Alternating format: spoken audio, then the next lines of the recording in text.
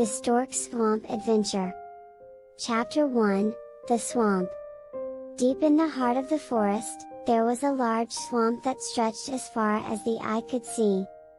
The water was murky and filled with reeds, making it the perfect hiding spot for all kinds of creatures.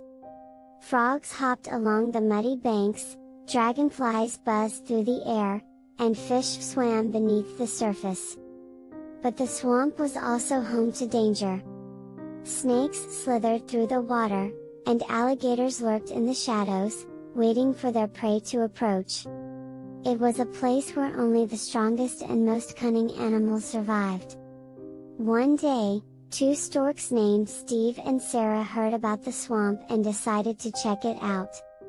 They were curious about the creatures that lived there and the small fish that swam in the murky water. So they spread their wings and took to the sky, flying high above the trees until they reached the swamp below. As they descended towards the water, they were struck by the beauty of the swamp. The sun was shining down, and the water shimmered in the light. Steve and Sarah were excited to explore this new place and see what kind of adventures awaited them. And so, they landed on the edge of the swamp and began to wade into the water. Chapter 2, A Stork's Feast. As Steve and Sarah waded deeper into the swamp, they spotted small fish darting between the reeds. The storks were hungry, and the fish looked like the perfect meal. Steve, in particular, was feeling quite famished and began to gobble up fish after fish. Sarah watched her friend in concern, noticing that he was eating faster than usual. She knew that storks needed to maintain a certain weight to be able to fly, and she worried that Steve was eating too much. "Sir, if you eat this much, be careful, you won't be able to fly," she warned him. But Steve was too focused on his feast to listen. He continued to gulp down fish after fish, relishing in the taste of the fresh catch. Sarah shook her head in resignation and decided to catch her own fish at a slower pace, leaving Steve to his own devices. As Steve continued to gorge himself, he didn't notice the danger that lurked nearby.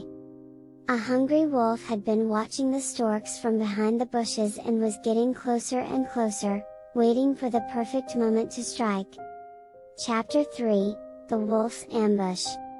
Unaware of the wolf's presence, Steve continued to eat to his heart's content. But suddenly, the wolf sprang out from behind the bushes, ready to pounce on its prey. Sarah immediately took to the skies and flew away, but Steve's belly was too heavy for him to lift off. He tried to take flight, but he couldn't get more than a few inches off the ground. The wolf moved in closer, its eyes fixed on Steve.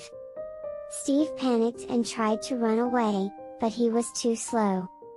He stumbled and fell, and the wolf advanced towards him, baring its teeth. Steve knew he was in trouble and braced himself for the worst.